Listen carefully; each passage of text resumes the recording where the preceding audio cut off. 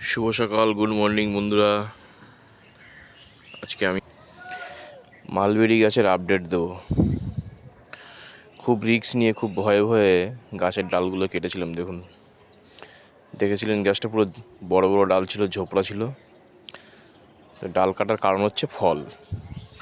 এই মালবেরি গাছের যত ডাল কাটা হবে তত ফল দেবে। চলুন দেখাই। এই দেখুন, এই ছোট্ট কচি ডালে 4টে 5টা, প্রত্যেকটা ডালে কিন্তু এরকম মালবেরি ধরেছে। এই যে